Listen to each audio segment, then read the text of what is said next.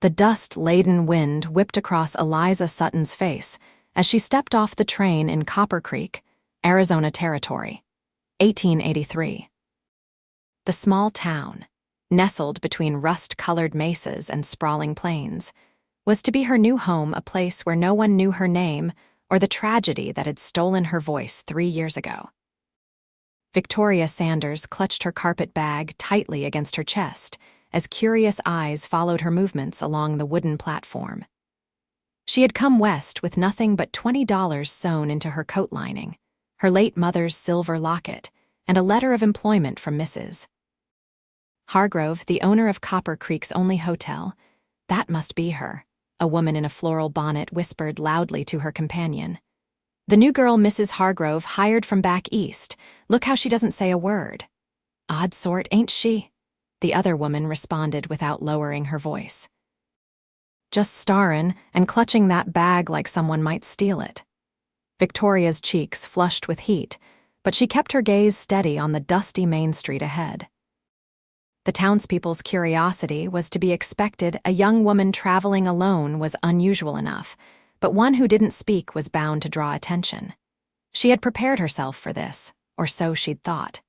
Miss Sanders? A robust woman in her 50s waved from across the street. Over here, child? Victoria nodded and made her way toward Mrs. Hargrove, carefully navigating around a puddle of muddy water where several children played with stick boats. The hotel owner embraced her warmly, smelling of baking bread and lavender soap. My stars, you're even prettier than your reference letter mentioned. Those green eyes could stop a freight train. Mrs. Hargrove held Victoria at arm's length, examining her with motherly scrutiny. Thin as a rail, though, we'll fix that with some proper meals. Victoria offered a grateful smile and reached into her pocket, pulling out a small notepad and pencil. Thank you for meeting me, she wrote, showing the paper to Mrs. Hargrove. No need for thanks, dear. I'm just glad you arrived safely. Mrs. Hargrove lowered her voice. Your previous employer explained your situation. Don't you worry about a thing. Your hands will do the talking when it comes to cleaning rooms and serving meals. As they walked toward the Copper Creek Hotel, Victoria became aware of the whispers and stares from passers-by. This was nothing new in Philadelphia. The whispers had followed her for months after the fire that had claimed her parents and her voice.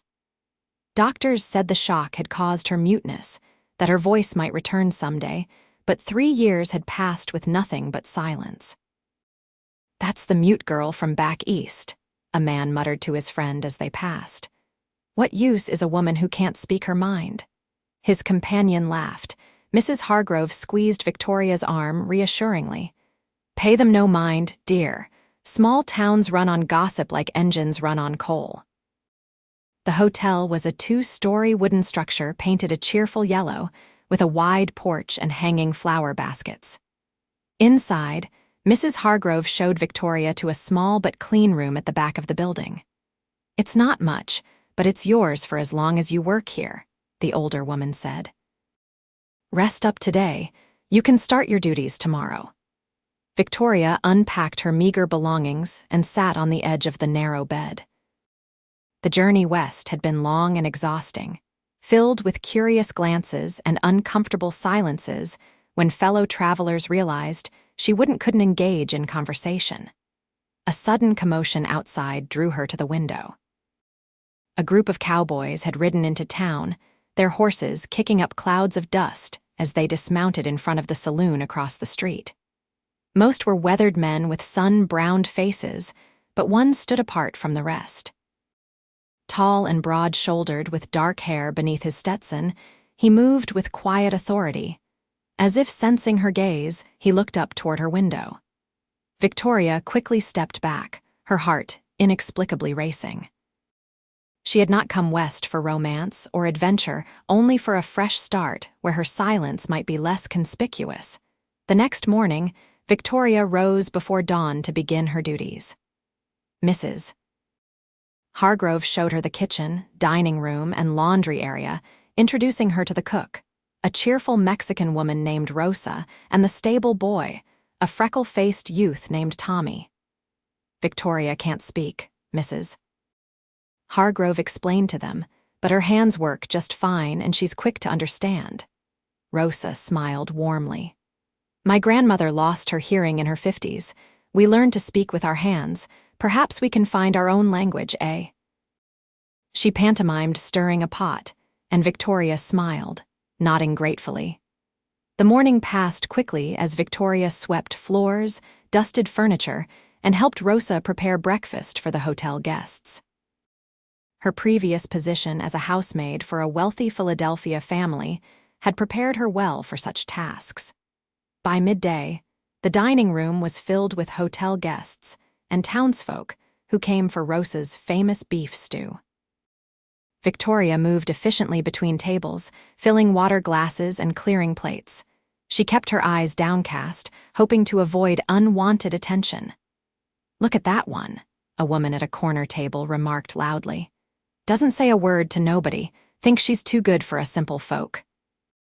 "Heard she's mute," her companion replied. "What a burden that must be for poor Mrs. Hargrove, hiring a girl who can't even take proper orders." Victoria's hands trembled slightly as she collected their empty bowls, but she maintained her composure, refusing to show how deeply the words cut. "Mrs. Hargrove must have hired her out of pity," the first woman continued. "What man would want a wife who can't even call his name?" A deep voice interrupted their gossip. "Ladies, I believe your meal is concluded. Perhaps your energies would be better spent elsewhere." Victoria looked up to see the tall cowboy from the previous day standing beside their table. His blue eyes held a stern glint that made both women flush with embarrassment.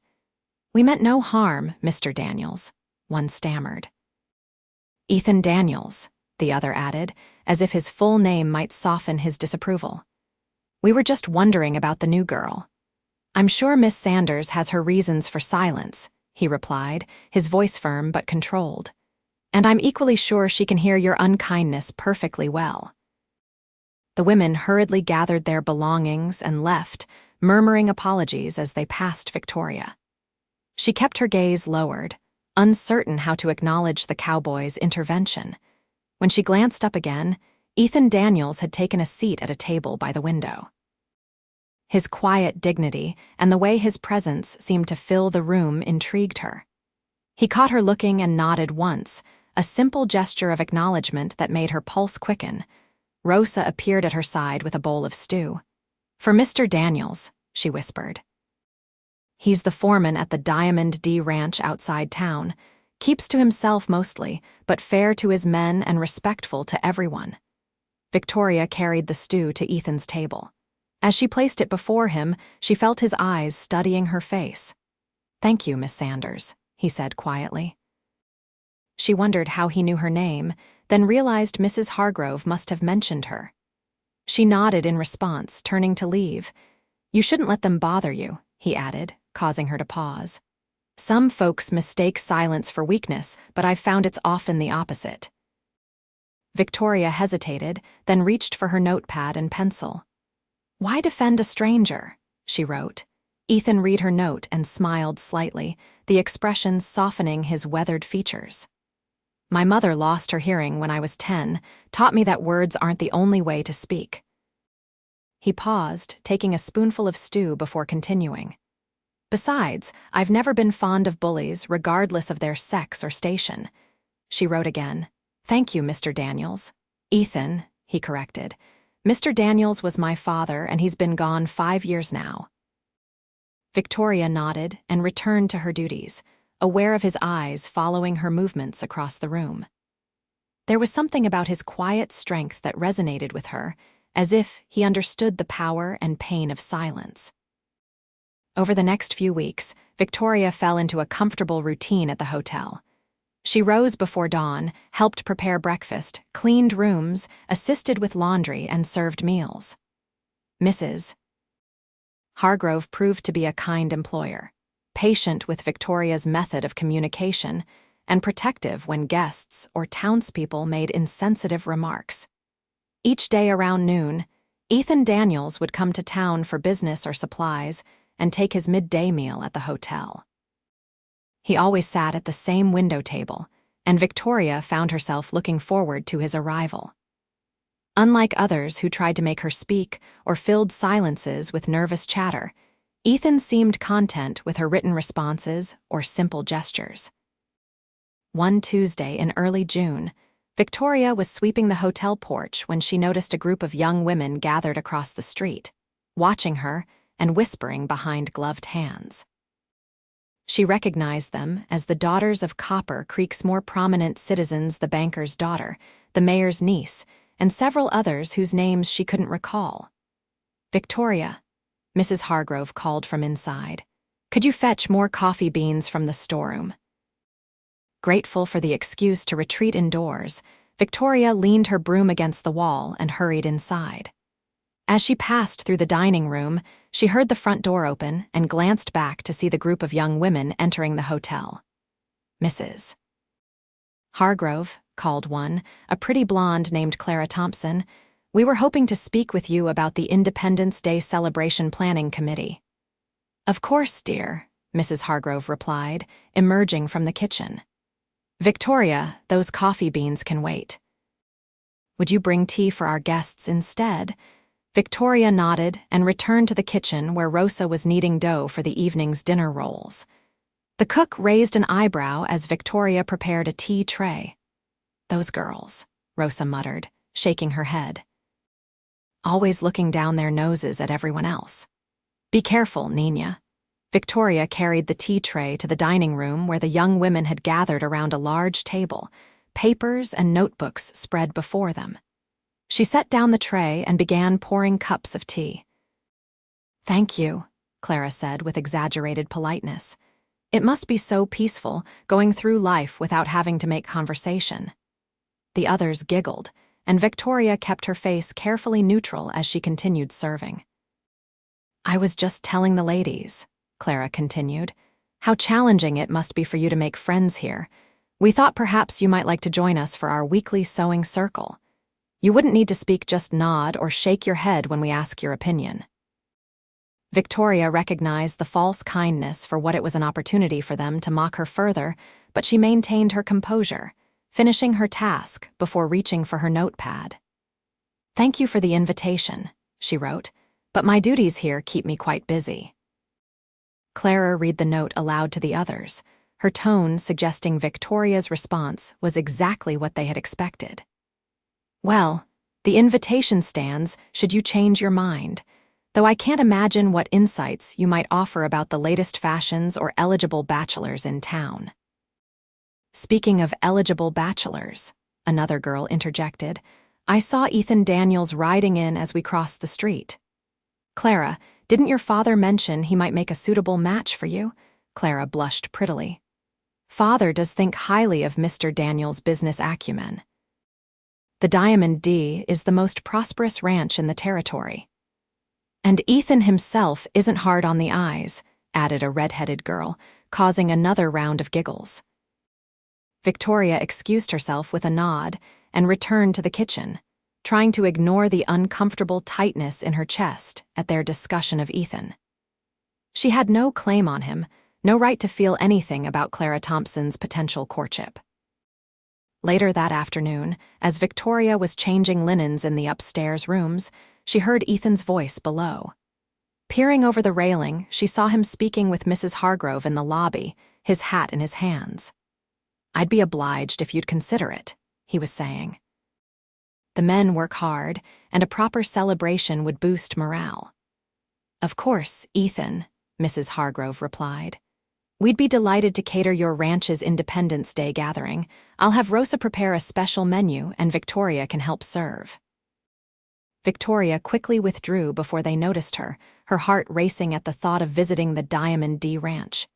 She finished her task and returned downstairs, finding Ethan still chatting with Mrs. Hargrove. "Ah, here she is now," Mrs. Hargrove said. "Victoria, Mr. Daniels has invited our establishment to cater his ranch's Independence Day celebration. Would you be comfortable assisting with that?" Victoria nodded, unable to look directly at Ethan. "Excellent," he said. "We'll send a wagon for you and the supplies on the morning of the 4th. He paused, then added more quietly, My men are a respectful bunch, Miss Sanders. You won't have to worry about unkind remarks." She glanced up then, meeting his gaze, and saw genuine concern in his blue eyes. She reached for her notepad. "I would be happy to help. Thank you for considering me." A smile tugged at one corner of his mouth. "It was my first consideration, actually." He placed his hat on his head, nodding to both women. "Ladies, I'll see you on Independence Day, if not before." As July approached, preparations for celebrations around Copper Creek intensified. The town would host its own gathering in the square, with speeches, a picnic, and dancing. While several of the larger ranches, including the Diamond D, held private celebrations for their workers and neighbors. Victoria found herself looking forward to the ranch visit with a mixture of excitement and trepidation. She had not left Copper Creek since her arrival, and the prospect of being in unfamiliar surroundings among strangers was daunting. Yet the thought of seeing Ethan in his own environment intrigued her. On the morning of July 4th, Victoria rose before dawn to help Rosa pack food and supplies into the wagon Ethan had sent. The driver, a friendly man named Pete who worked at the Diamond D, chatted amiably as they loaded baskets of bread, pies, cold meats, and preserves. "Mr. Daniels has been fretting over this celebration for weeks," Pete told them. Ordered new tablecloths from Denver, had the men build a proper dance floor by the creek, even arranged for a fiddler to come up from Tucson. Rosa exchanged a knowing glance with Victoria. "Sounds like someone's trying to impress the townsfolk," she remarked. Pete laughed. "Maybe one townsfolk in particular," he replied, his eyes twinkling as he glanced at Victoria. She busied herself with rearranging a basket of napkins, hoping her flushed cheeks weren't noticeable in the early morning light. The Diamond D Ranch was located 10 miles outside Copper Creek, nestled in a green valley where a clear stream provided water for cattle and crops alike. As their wagon approached, Victoria took in the whitewashed main house, the tidy bunkhouse, and the large barn with the ranch's brand painted on its side. Nearby, a temporary dance floor had been constructed beneath a canopy of cottonwood trees, and tables were arranged in neat rows, ready to be covered with the linens Pete had mentioned. Ethan emerged from the main house as they pulled up, dressed in clean denims and a pressed white shirt, his dark hair damp from a recent wash. He helped Rosa down from the wagon first, then turned to Victoria, his hands strong and sure as they encircled her waist, lifting her to the ground. "Welcome to the Diamond D," he said, his hands lingering a moment longer than necessary. "I hope the journey wasn't too uncomfortable." Victoria shook her head, taking out her notepad. "Your ranch is beautiful," she wrote. "Thank you. It's been in my family for 2 generations. My father claimed this land after the war, built it up from nothing." Pride was evident in his voice as he gazed across the property. "Come, I'll show you where to set up." As the morning progressed, more guests arrived, neighboring ranchers, cowboys from nearby properties, and several families from town. Victoria noticed Clara Thompson and her parents among the arrivals, the young woman wearing an elaborate blue dress that seemed impractical for a ranch gathering. Clara immediately sought out Ethan, taking his arm and drawing him away for a private conversation. Victoria tried not to watch them, focusing instead on arranging platters of food on the long tables beneath a canvas awning. "Don't fret about that one," Rosa murmured beside her. "She may have her father's money and a pretty face, but she lacks something essential." Victoria raised an eyebrow questioningly. "Heart," Rosa said simply, "and Mr. Daniels is a man who sees beyond surfaces." The celebration began with a speech from the county judge, followed by a reading of the Declaration of Independence by Ethan himself. His deep voice carried across the gathering, confident and clear. Victoria found herself watching the way his expression changed as he read the powerful words respect, pride, and conviction evident in his features. After the formal proceedings, people lined up for food, and Victoria and Rosa were kept busy serving and replenishing platters. Victoria noticed that despite Clara's obvious attempts to monopolize his attention, Ethan made a point of speaking with all his guests, ensuring everyone felt welcome. As the afternoon wore on, the fiddler began to play, and couples moved to the dance floor. Victoria watched from the sidelines as Ethan led Clara in a lively reel, the young woman laughing and pressing herself closer than the dance required. "Miss Sanders." A voice startled her from her observations. She turned to find one of Ethan's cowboys, a young man with sandy hair and friendly eyes. "I'm Jim Callaghan. Would you care to dance?" Victoria hesitated, then shook her head regretfully, gesturing to her throat to indicate her inability to speak. "That don't matter none for dancing," Jim replied with a smile. "I ain't much for conversation myself when there's good music playing." After a moment's consideration, Victoria nodded and allowed him to lead her to the edge of the dance floor. Jim was a respectful partner, maintaining a proper distance as they joined the circle dance. Victoria found herself enjoying the movement and music, her spirits lifting as they twirled among the other dancers. When the music paused, she noticed Ethan watching her from across the floor, his expression unreadable. Clara stood beside him, speaking animatedly, but his attention was fixed on Victoria. She felt a warmth spread through her under his gaze. As the afternoon turned to evening, lanterns were lit around the dance floor, casting a golden glow over the gathering. Victoria was helping Rosa pack away the remaining food when she felt a presence behind her. "Would you honor me with a dance, Miss Sanders?"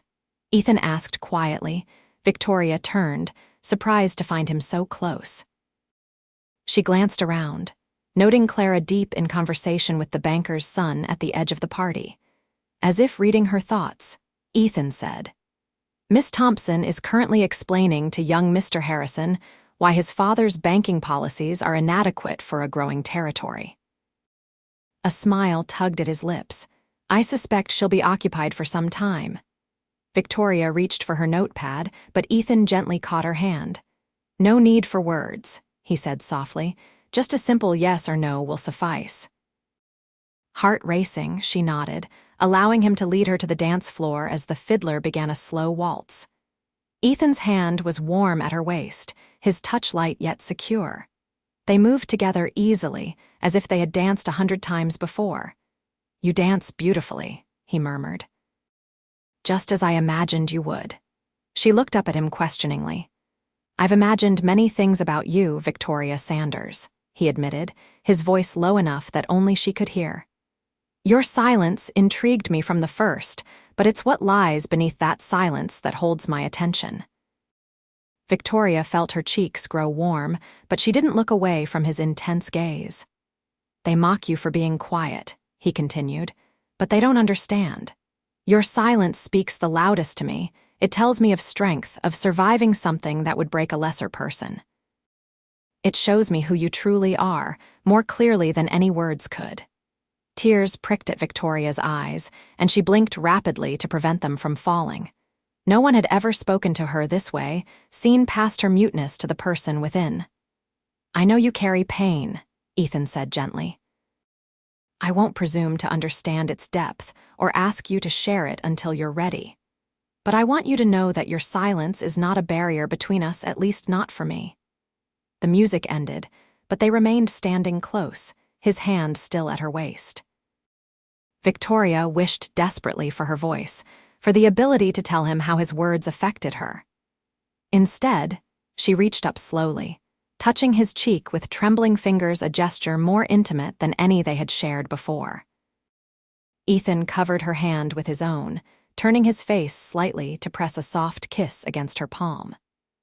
The tender action sent shivers through her body, and she knew in that moment that whatever grew between them would forever change her life. Their intimate moment was interrupted by the arrival of Clara Thompson, her blue dress rustling as she approached. "Ethan, Father wishes to discuss the possibility of expanding your cattle operation," she announced, barely acknowledging Victoria's presence.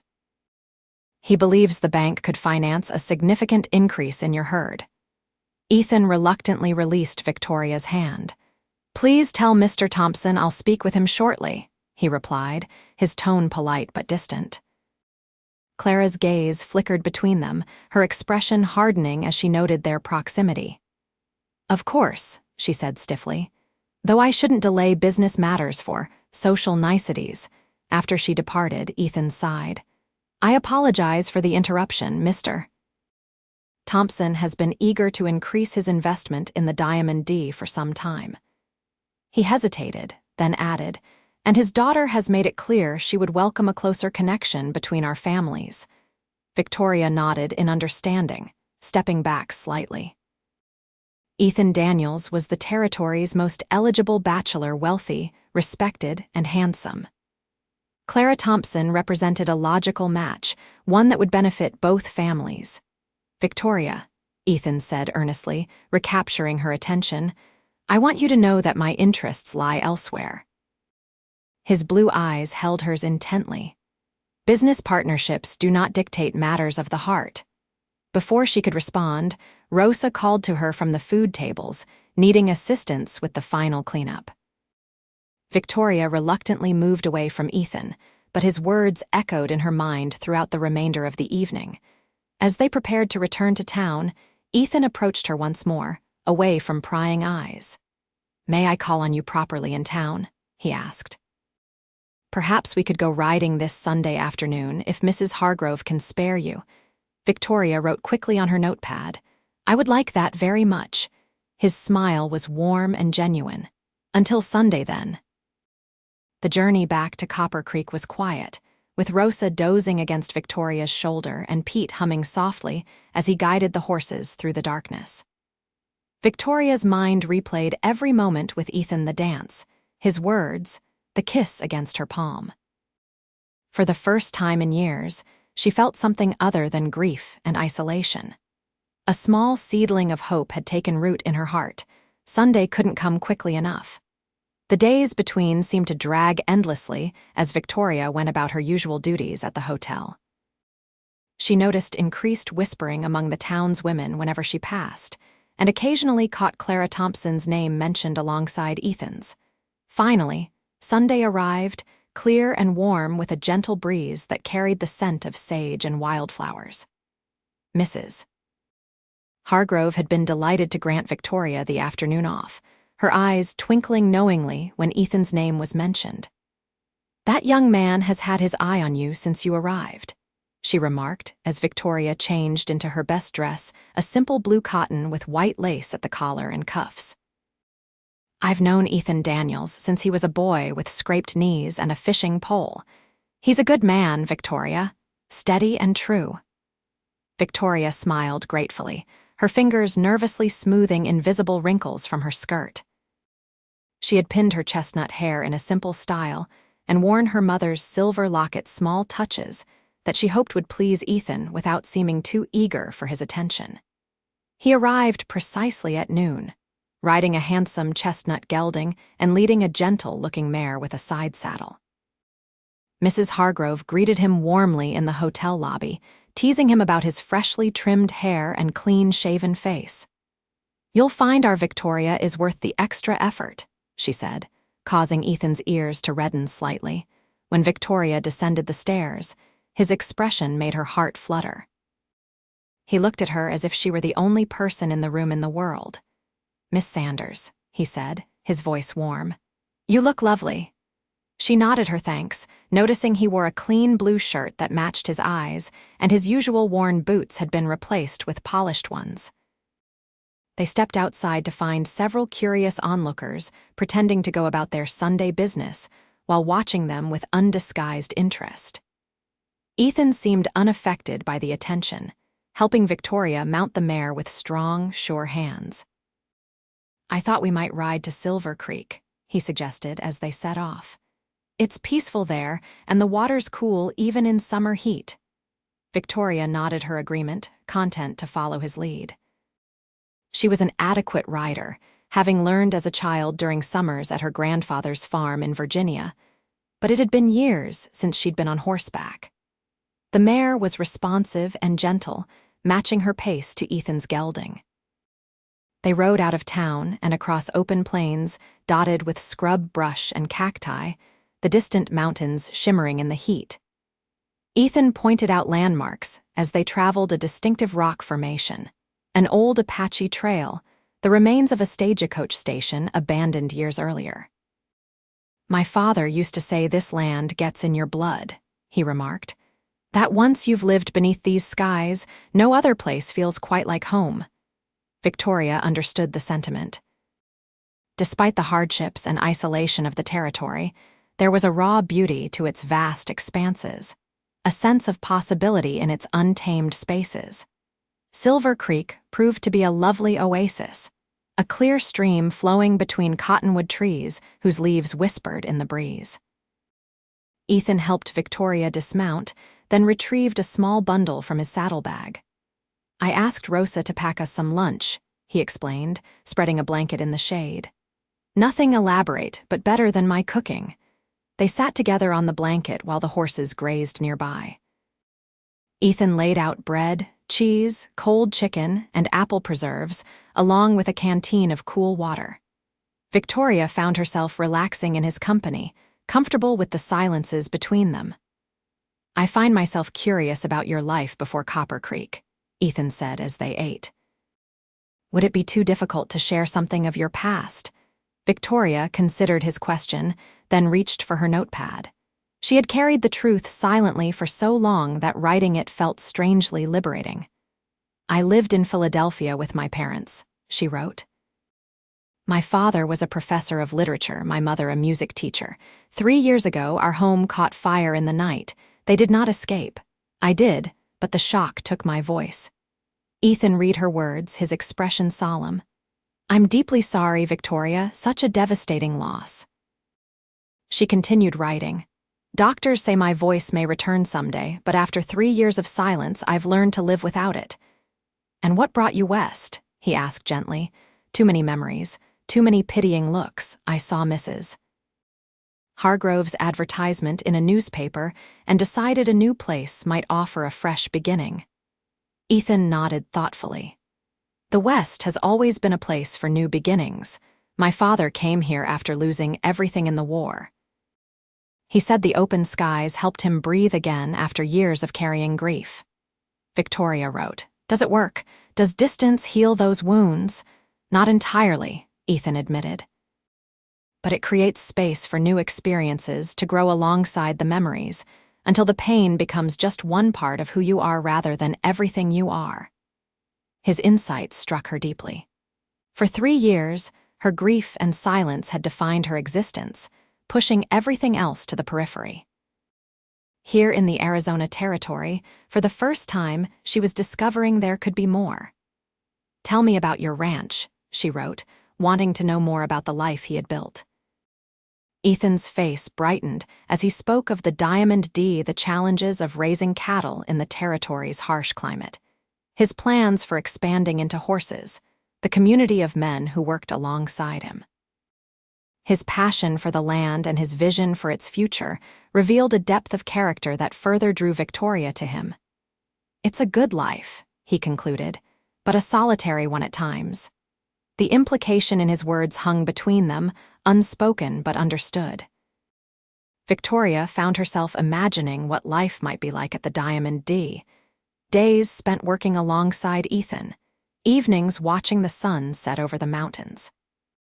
They lingered by the creek through the afternoon, Ethan occasionally reading aloud from a small volume of Whitman he carried in his pocket, Victoria sketching the landscape in her notepad.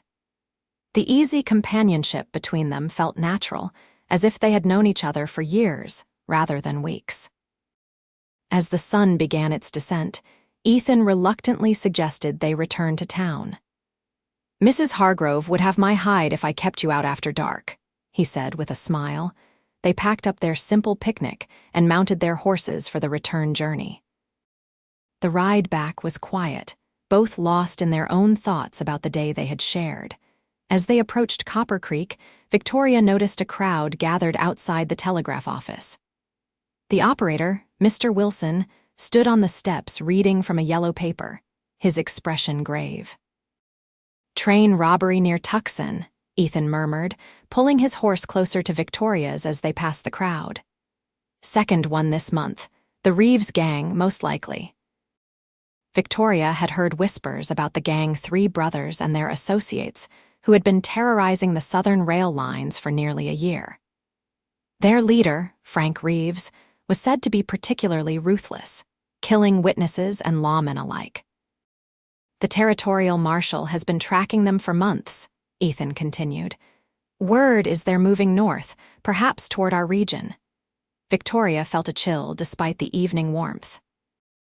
The relative peace of Copper Creek suddenly seemed fragile, the wild elements of the frontier a stark reminder that civilization here was still tenuous. They reached the hotel just as dusk was settling over the town. Ethan dismounted first, then helped Victoria down, his hands lingering at her waist. Thank you for today, he said softly.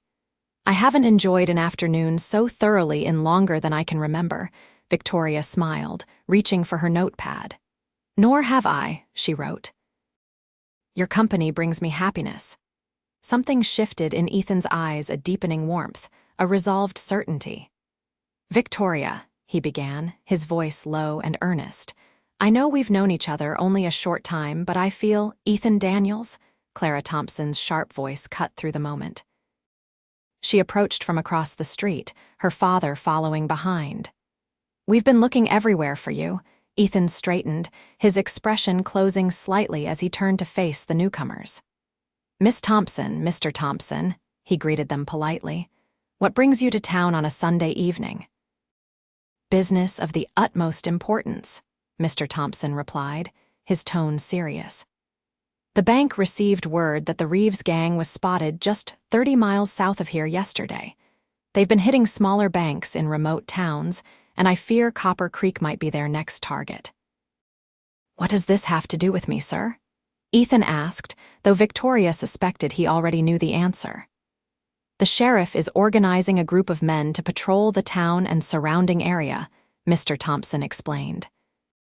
As the largest landowner and a man of considerable influence, your participation would boost morale and convince others to join the effort. Ethan nodded thoughtfully. Of course, the safety of the town concerns us all. Excellent, Mr. Thompson said, clearly pleased. There's a meeting at the sheriff's office in half an hour to organize the patrols. Clara stepped forward, placing a proprietary hand on Ethan's arm. Father has invited you to dine with us afterward, she added, casting a dismissive glance at Victoria. We have much to discuss regarding the protection of our joint interests. Ethan gently but firmly removed Clara's hand. Please thank your father for the invitation, Miss Thompson, but I must decline. I have matters to attend to at the ranch after the meeting. Clara's smile faltered slightly. Perhaps another evening, then. Perhaps, Ethan replied noncommittally. He turned back to Victoria. I should see to the horses and then head to the sheriff's office. May I call on you again, Miss Sanders? Perhaps Wednesday, if your duties allow. Victoria nodded, aware of Clara's narrowed gaze fixed upon them. Until Wednesday, then. Ethan tipped his hat to her, then nodded to the Thompsons before leading both horses toward the town stable. Clara waited until he was out of earshot before addressing Victoria directly. You're wasting your time, you know, she said, her voice low and cutting. Ethan Daniels needs a wife who can stand beside him in society, who can speak for him when necessary, bear his children and teach them to speak properly. She looked Victoria up and down dismissively. What can you offer a man of his position? A lifetime of awkward silences and pitying glances from his peers. Victoria felt the words like physical blows, each one striking at her deepest insecurities. Tears threatened, but she refused to let them fall, maintaining her composure as Clara continued. My father has known Ethan since he was a boy. Our families have always been connected through business and friendship. A fleeting fascination with your uniqueness won't change the natural course of things. Mr. Thompson stepped forward, looking uncomfortable. Clara, that's quite enough.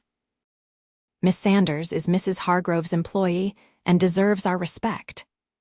Clara lifted her chin defiantly, but said nothing more, Allowing her father to guide her away toward their home at the other end of the main street, Victoria stood motionless on the hotel porch, Clara's words echoing in her mind. The joy of the afternoon with Ethan was now tarnished by doubt. Was Clara right? Could a man like Ethan Daniels truly build a life with a woman who couldn't speak? Mrs. Hargrove appeared in the doorway, concern etched on her kind face.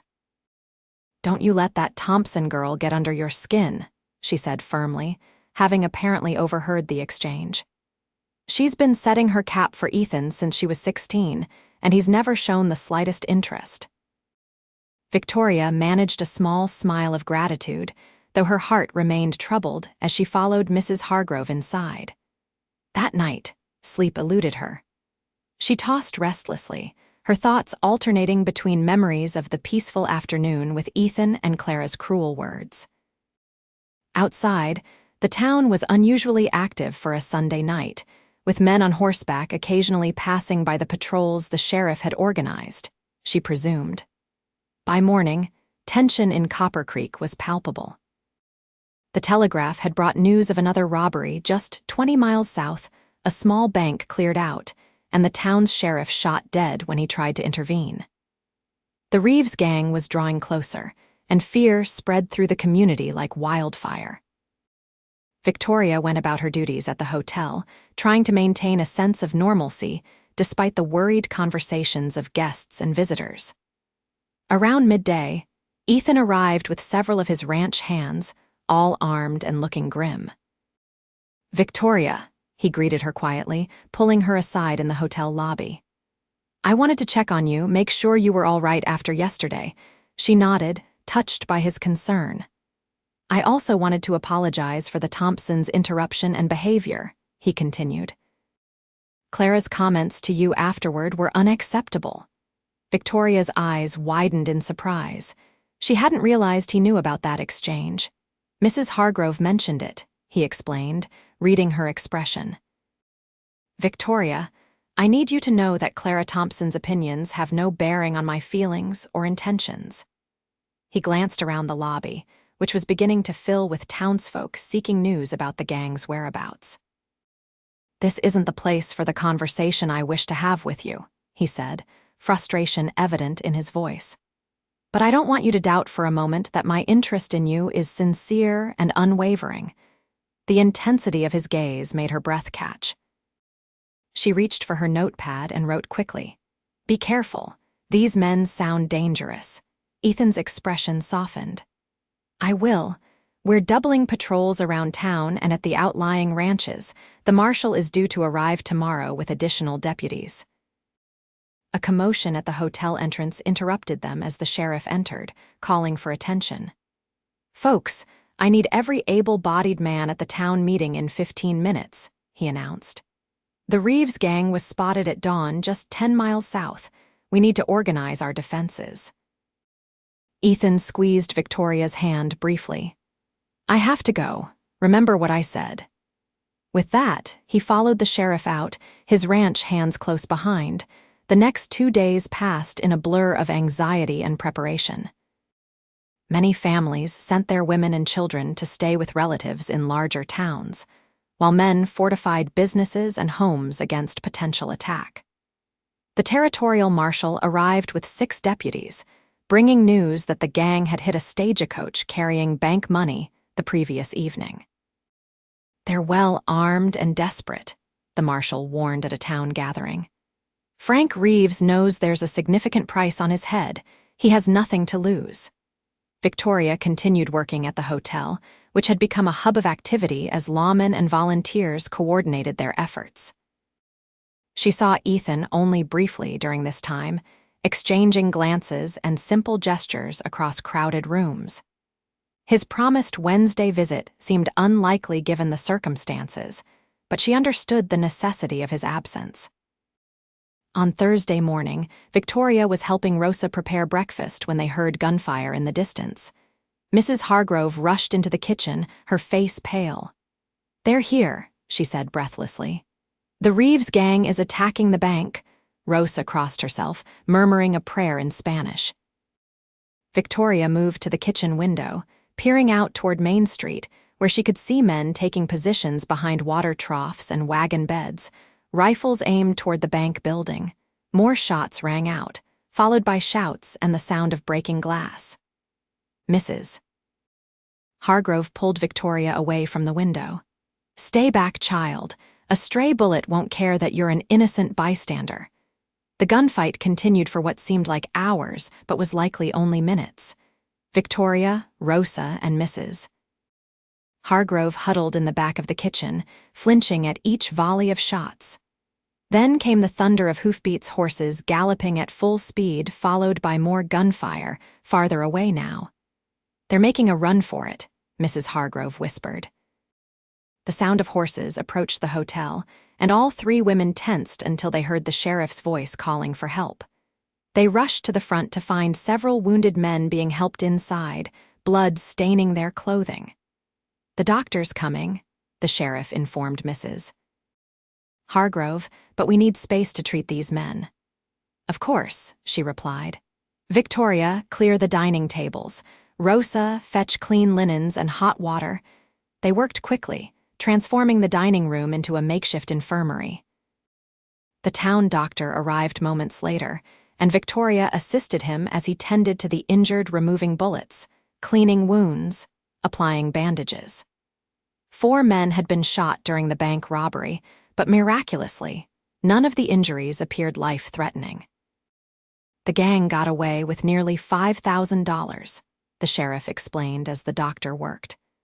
"The marshal and a posse are in pursuit, including Ethan Daniels and several of his men who know the territory." Victoria's heart constricted at the mention of Ethan's name.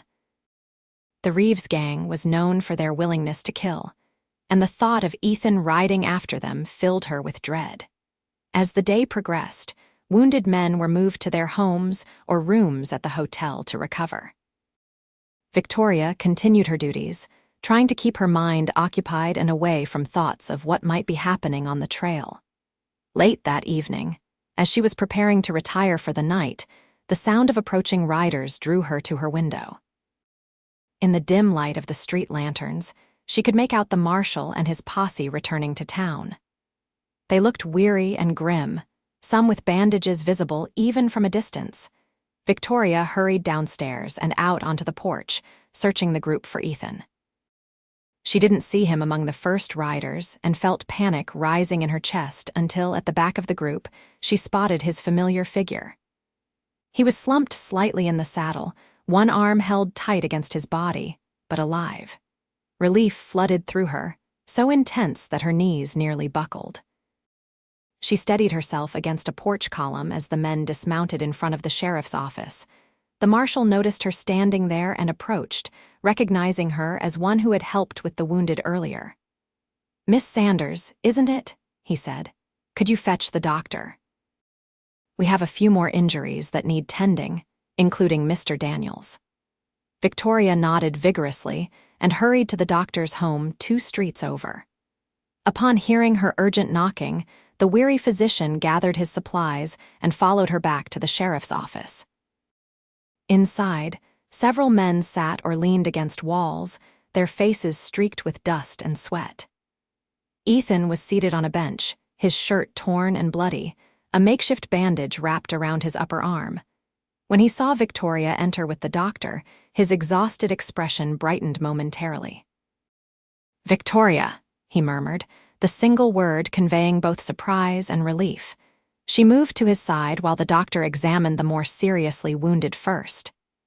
Ethan's injury appeared to be a bullet graze along his left arm, painful, but not dangerous. Victoria gently unwrapped the dirty bandage to get a better look. "We tracked them into the mountains," Ethan explained softly as she worked. "Ambushed us in a narrow pass. 2 deputies were killed before we managed to return fire." Victoria's hands trembled slightly at the news. The violence of the frontier was a reality she understood intellectually, but had been largely sheltered from until now. "We wounded one of them, the youngest Reeves brother, I think, but they escaped into the higher peaks where the horses couldn't follow." Ethan winced as Victoria cleaned the dried blood from around his wound. "The marshal believes they'll head north toward the territorial border." The doctor finally made his way to Ethan, examining the wound and confirming it was indeed just a deep graze. "Clean it thoroughly, stitch it closed, and keep it bandaged," he instructed Victoria, clearly trusting her based on her earlier assistance. "Come see me tomorrow so I can check for infection." After the doctor moved on to the next man, Victoria carefully cleaned Ethan's wound with warm water and whiskey, her touch as gentle as possible, though she knew it must still sting terribly. Ethan watched her work, his blue eyes never leaving her face. "I thought of you," he said quietly. "When the bullets were flying, I thought of all we hadn't said to each other yet." Victoria paused, looking up to meet his gaze. The intensity she found there made her breath catch. "Life out here is unpredictable, Victoria," Ethan continued. "Today reminded me that waiting for the perfect moment is a luxury we might not have." She nodded in understanding, her eyes conveying what her voice could not. "I know it's too soon, that we've known each other only a short time," he said, his voice lowering so that only she could hear. "But I've never felt this way about anyone before. Your silence, your strength, your gentle spirit, they call to something deep within me." Victoria's heart pounded so loudly she was certain everyone in the room must hear it. She reached for her notepad, but Ethan stopped her. "You don't need to write anything now," he said. "Just think about what I'm saying. Think about whether you might someday see yourself at the Diamond D, not as a visitor, but as its mistress, as my wife." The word hung between them, wife, so much meaning contained in 4 simple letters. Victoria felt tears gathering in her eyes, but they were tears of joy rather than sorrow. She had never expected to find love in this remote place, had come west seeking only peace and a quiet existence away from pitying glances. Instead, she had found Ethan Daniels, a man who saw her silence not as a defect, but as a quality to be respected, even admired. She finished bandaging his arm, her fingers lingering on his skin longer than necessary. Then, gathering her courage, she leaned forward and pressed her lips gently to his cheek, a silent answer to his unasked question. Ethan's expression transformed, exhaustion giving way to hope and tenderness. He caught her hand as she began to pull away, bringing her fingers to his lips in a gesture that mirrored his actions at the Independence Day celebration. "When this business with the Reeves gang is settled," he promised, "we'll talk more about our future. Until then, know that my feelings won't change." Victoria nodded, reluctantly stepping back as the sheriff approached to discuss the next steps in tracking the outlaws. She slipped quietly out of the office and returned to the hotel, her mind and heart full of possibilities she had long since stopped, allowing herself to imagine. The following week was tense but uneventful in Copper Creek. The marshal and most of his deputies continued the pursuit of the Reeves gang, following reports of their movement northward. The town gradually returned to its normal routines, though men still carried weapons openly and kept watch at night. Ethan visited Victoria at the hotel each day, his injured arm healing well under her attentive care. They would sit on the back porch during her breaks, sometimes talking, Ethan speaking, Victoria writing, and sometimes simply enjoying each other's presence in comfortable silence. Word of their growing attachment spread quickly through the small community. Most people responded with happiness for them, though Clara Thompson and her social circle made no secret of their disapproval. "He'll regret it when the novelty wears off," Victoria overheard Clara telling her friends one afternoon at the general store. "Imagine trying to run a successful ranch with a wife who can't even call the hands to dinner." Such comments still hurt, but they no longer shook Victoria's confidence as they once had. Ethan's belief in her, his unwavering respect for her capabilities despite her silence, gave her strength she hadn't known she possessed. 10 days after the bank robbery, news arrived that the Reeves gang had been captured near the Northern Territorial border. The marshal was bringing them to Tucson for trial, and the territory could finally breathe easier. That evening, Ethan invited Victoria to ride with him to a special place on his property. Mrs. Hargrove, who had become their staunch supporter, eagerly gave permission for Victoria to leave her duties early. "Life's too short to waste time, especially out here," the older woman said, patting Victoria's cheek affectionately. "You grab happiness with both hands, my dear." Ethan arrived at sunset, leading the same gentle mare Victoria had ridden before. They set out as the day's heat began to dissipate, riding side by side across the darkening landscape. "It's not far," Ethan assured her as they climbed a low ridge east of the main ranch buildings. "Just over this rise." As they crested the hill, Victoria gasped at the sight before her. A small natural plateau overlooked the entire valley, offering a panoramic view of the Diamond D Ranch below and the distant mountains beyond. In the fading light, she presumed, had arranged a simple picnic. A blanket spread beneath a lone cottonwood tree, a lantern casting a golden glow, and a basket that likely contained their supper. "I discovered this spot my first week here," Ethan said as he helped her dismount. "Whenever decisions weigh heavily on me, I come here to think. The perspective helps seeing the whole of what we've built, remembering what matters most." He tied their horses to a nearby scrub oak and led Victoria to the blanket. From the basket, he produced bread, cheese, cold chicken, and a bottle of wine, simple fare similar to their first picnic, but made special by the setting and the moment. As they ate, the sun disappeared completely behind the western mountains, leaving a brilliant canopy of stars overhead. Victoria had never seen so many stars, their light seeming close enough to touch in the clear desert air. "Beautiful, isn't it?" Ethan remarked, following her gaze upward. "My mother used to say that stars are windows through which the angels watch over us."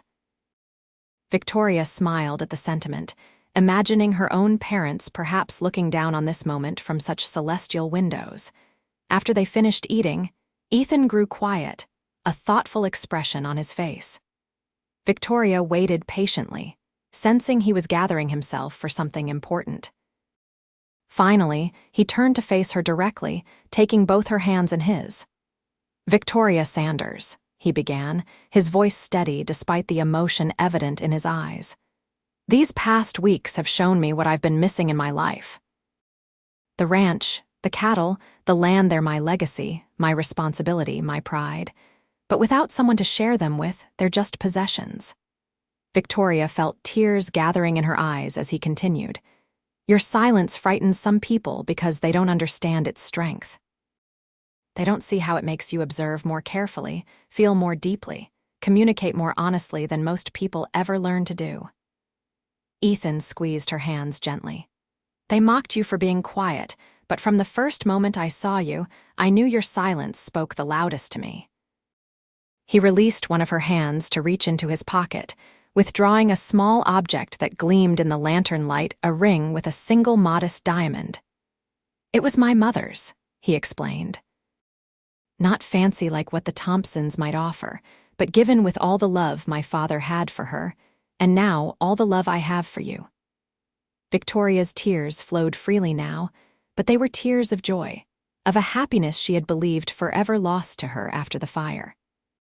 "Victoria Sanders, will you marry me?" Ethan asked, his voice rough with emotion. "Will you make the Diamond D your home, be my partner in all things, allow me to cherish you for the rest of our days?" Victoria didn't need her notepad to answer. She nodded vigorously, her smile radiant despite her tears, and pressed her free hand to her heart. Ethan slipped the ring onto her finger, a perfect fit, as if meant for her all along, and then gently cradled her face in his hands. "May I kiss you?" he whispered. Another nod, and then his lips were on hers, gentle at first, then more insistent as she responded with equal fervor. His arms encircled her, drawing her close against his chest, and Victoria felt truly at home for the first time since the fire had taken her family and her voice. When they finally parted, both breathless, Ethan rested his forehead against hers. "I love you, Victoria Sanders," he murmured. "I will love you whether your voice returns or remains silent forever. Your heart speaks to mine in ways words never could." They remained on the plateau late into the night, planning their future together beneath the star-filled sky. They would marry in 2 weeks' time, a simple ceremony at the ranch with Mrs. Hargrove, Rosa, and Ethan's closest hands in attendance.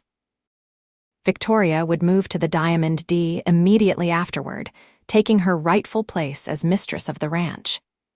"And if someday children come," Ethan said, holding her close as they watched a shooting star arc across the heavens, "they will know the sound of my voice and the language of your heart. They will understand, as I do, that the deepest truths are often expressed in silence." Victoria's heart swelled with love for this man who had found her in her silence and valued her for exactly who she was. She had come west, seeking only escape from painful memories. Instead, she had found a future brighter than any she could have imagined. The wedding took place on a crisp October morning, with golden cottonwood leaves drifting on the breeze and the distant mountains capped with the first snow of the season. Mrs. Hargrove had insisted on making Victoria's dress a simple but elegant creation of ivory satin with lace at the collar and cuffs, similar to the blue dress Victoria had worn on their first outing but more refined. Rosa had woven wildflowers into Victoria's hair, and Mrs. Hargrove had presented her with a delicate veil that had belonged to her own daughter, who had died of fever before wearing it herself. "She would want you to have it," the older woman had said, tears glistening in her eyes as she carefully pinned the veil in place. The ceremony was held beneath the lone cottonwood on the plateau where Ethan had proposed. The county judge performed the service, modifying the traditional vows so that Victoria could respond with simple nods rather than spoken words. When Ethan said, "I do," his voice rang clear and strong across the plateau. When the judge asked Victoria for her response, she reached for the small slate she had brought specifically for this purpose and wrote 2 words in her careful hand. "I do." The small gathering of witnesses cheered as Ethan kissed his bride, and even the normally stoic ranch hands were seen to wipe away tears at the evident joy radiating from the couple. A simple celebration followed at the main house, with food prepared by Rosa and music provided by one of the hands who played fiddle. Victoria had worried that her inability to speak might make her role as hostess difficult, but she found that smiles, gestures, and the occasional written note served well enough, especially with Ethan attentively at her side. Clara Thompson and her family had not been invited, though word of the wedding had spread throughout Copper Creek. Victoria had feared they might appear uninvited, but they remained conspicuously absent, a fact that relieved her greatly, as dusk fell and the guests prepared to depart. Mrs. Hargrove embraced Victoria tightly. "I knew from the moment you stepped off that train that you were special," she whispered. "Your silence never hid your light, not from those with eyes to see it." After everyone had gone, Ethan led Victoria through the main house, now her home, showing her changes he had made in preparation for her arrival. He had expanded the kitchen, remembering her enjoyment of helping Rosa cook. He had built bookshelves in the sitting room, recalling how she treasured the few volumes she had brought from Philadelphia. Most touching of all, he had converted a small room off the main bedroom into a private study for her, complete with a writing desk, comfortable chair, and large windows offering views of the mountains. "This is your space," he explained, "for writing, reading, or simply being alone with your thoughts when you need solitude." Victoria's eyes filled with tears at his thoughtfulness, at how completely he understood her despite, or perhaps because of her silence. That night, as husband and wife, they discovered a new language between them, one of touch and tenderness, of intimacy and trust. Victoria may have lost her physical voice, but with Ethan, she found she could communicate more profoundly than she ever had with words. The weeks and months that followed were filled with adjustments, as Victoria learned to manage the household, and Ethan learned to include her in ranch decisions. They developed a system of notes, gestures, and expressions that allowed them to communicate efficiently, often anticipating each other's thoughts before they needed to be expressed. The ranch hands quickly adapted to Victoria's silence, discovering that her quiet authority could be as effective as Ethan's spoken commands. She won their respect with her hard work and quiet strength, and their loyalty with her fair treatment and genuine concern for their welfare. Word spread through the territory of the unusual couple at the Diamond D Ranch, the capable, respected rancher and his silent wife, who nonetheless made her presence known. Victoria's baking became legendary, particularly her apple pies, which won first prize at the territorial fair that spring.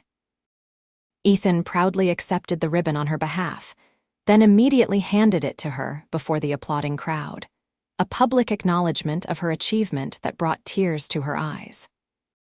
1 year after their wedding, as winter approached once more, Victoria experienced what the doctor later confirmed was morning sickness. The news that she was expecting a child filled both her and Ethan with joy and trepidation. A baby won't care whether its mother speaks with her voice or her hands. Ethan assured her one evening as they sat before the fire, his hand resting protectively over her still, flat stomach. Our child will know love, and that's the only language that truly matters. As her body changed and the baby grew within her, Victoria found herself singing in her mind lullabies her own mother had sung, melodies that had lain dormant in her memory since the fire. Sometimes, alone in the house, she would open her mouth as if to release the songs, but no sound would come. Still, the impulse itself felt like progress, a small crack in the wall of silence that had surrounded her for so long. Spring arrived, bringing new calves to the ranch and the busy season of branding and moving herds to summer pasture. Ethan was reluctant to leave Victoria as her time drew near, but the work could not wait. "I'll send word to Mrs. Hargrove," he promised. "She'll come stay with you until I return." Victoria nodded, touched by his concern but confident in her ability to manage. The baby was not due for another 3 weeks, and the ranch house was well stocked with supplies. 2 days after Ethan departed with most of the hands, Victoria woke to a sharp pain low in her belly. The baby was coming early. Alone in the house except for Rosa, who came daily to cook and clean, Victoria tried not to panic. She had helped deliver calves. The principle couldn't be so different for a human child. Rosa arrived mid-morning to find Victoria pacing the kitchen, one hand supporting her back, the other clutching the edge of the table as another contraction gripped her. "Dios mío," Rosa exclaimed. "The baby comes now. Where is Mr. Daniels?" Victoria pointed toward the northern pastures, then made a writing motion. Rosa quickly fetched her slate. "Send Tommy to find Ethan," Victoria wrote. "Then help me prepare." Rosa dispatched the stable boy on the fastest horse, then helped Victoria to the bedroom, where they laid out clean sheets and gathered supplies: hot water, towels, scissors, and string. Victoria tried to remain calm, focusing on her breathing as her mother had once taught her to do when anxious. The labor progressed rapidly. By mid-afternoon, the contractions were coming fast and hard, with barely a minute between them. Rosa, who had assisted at many births, assured Victoria that everything was proceeding normally, but the pain was beyond anything Victoria had imagined. During a particularly severe contraction, Victoria opened her mouth in a silent scream, wishing desperately for the release that a cry would bring. Something shifted inside her, a loosening, a giving way, and to her shock, a sound emerged from her throat. It was ragged and raw, barely recognizable as human, but it was a sound. Rosa's eyes widened. "You made noise," she exclaimed. "Try again, Nina. Try to speak," Victoria focused, drawing breath deep into her lungs. Ethan," she managed, the name scraping painfully from her disused vocal cords. "Ethan." Tears streamed down Rosa's face. "Gracias a Dios. It is a miracle." Before Victoria could attempt further speech, another contraction seized her, more powerful than any before. Rosa checked her progress and announced it was time to push.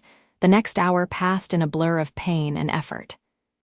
Victoria found that her newly recovered voice, though weak and hoarse, provided an outlet for the agony of childbirth.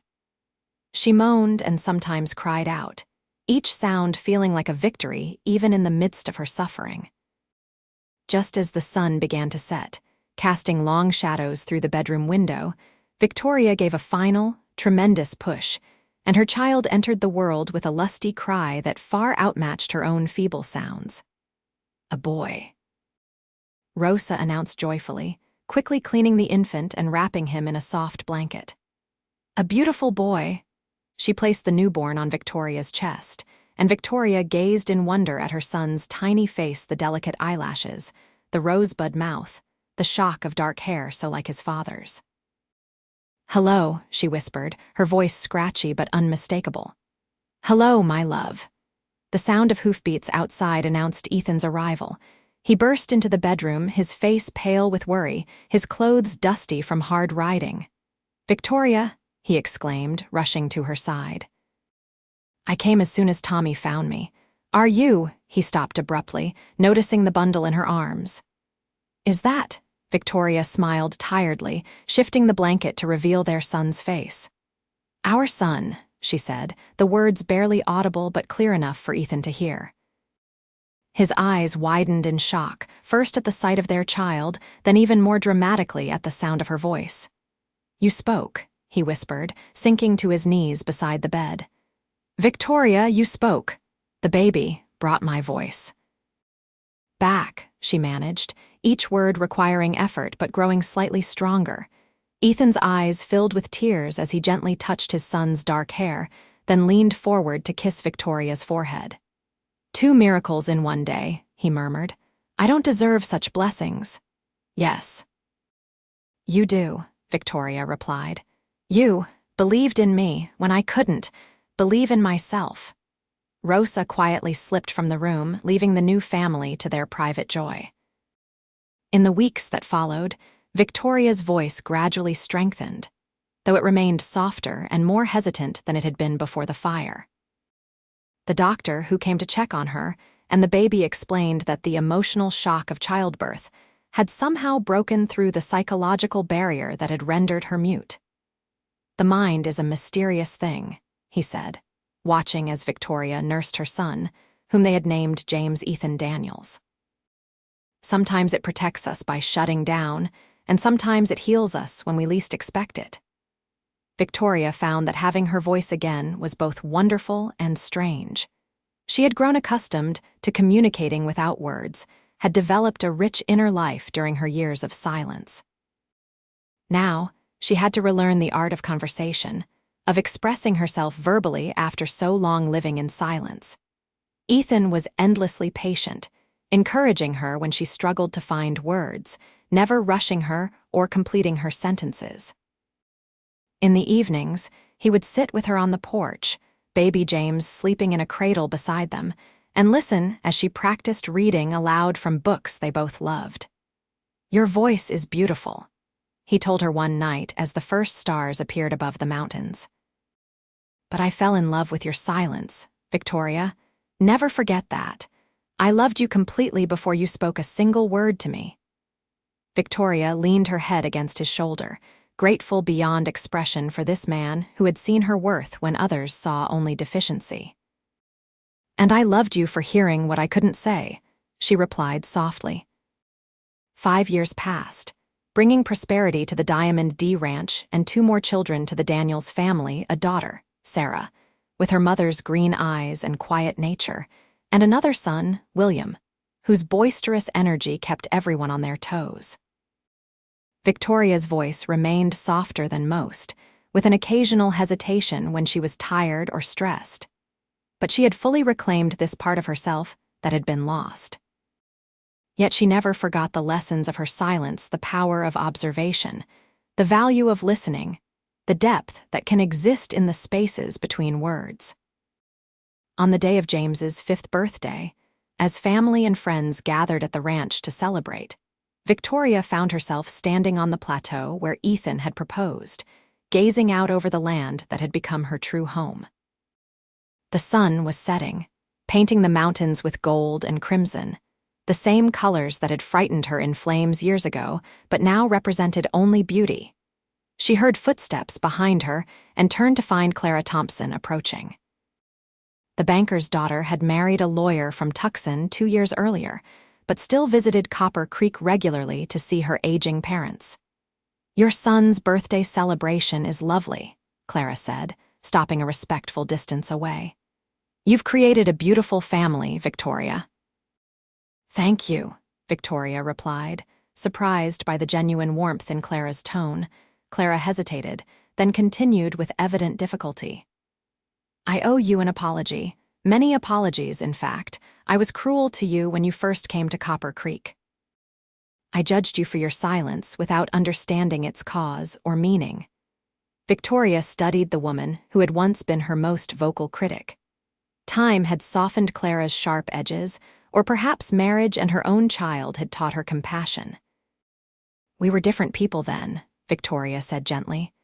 "I've long since forgiven any unkindness. Still, I want you to know that I was wrong," Clara insisted. "About you, about Ethan, about what makes a good wife and mother. You've proven that with your actions, whether in silence or with speech." Victoria smiled, touched by the unexpected reconciliation. "Thank you for saying that, Clara. It means a great deal."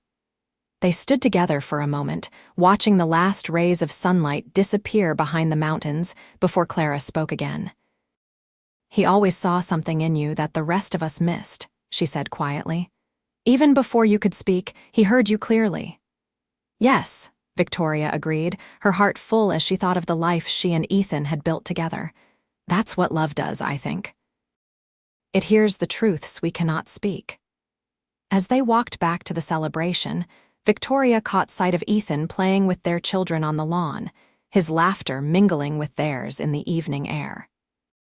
He looked up, meeting her eyes across the distance, and the smile that spread across his face contained all the love and understanding that had first drawn her to him. That night, after the guests had departed and the children were asleep, Victoria and Ethan returned to the plateau, spread a blanket beneath the cottonwood tree, and lay back to gaze at the stars, just as they had on the night of his proposal. "Happy?" Ethan asked, his hand finding hers in the darkness. "Completely," Victoria replied. "More than I ever imagined possible when I stepped off that train in Copper Creek." Ethan propped himself on one elbow, looking down at her face in the starlight. "You know, sometimes I miss your silence," he admitted. "Not because I don't love hearing your voice, I do, every day, but because it reminds me of how we began, how we learned to understand each other without words." Victoria reached up to touch his face, tracing the familiar lines that 5 years had deepened slightly, but not fundamentally changed. "We still have that," she said softly. "Some things don't need to be spoken to be true." Ethan leaned down to kiss her, a gentle, lingering kiss that spoke of years of shared life and love yet to come. Above them, the stars wheeled in their ancient patterns, witnesses to the silent language of two hearts that had found each other across the vast distances of grief and solitude, creating a love that needed no words to be understood.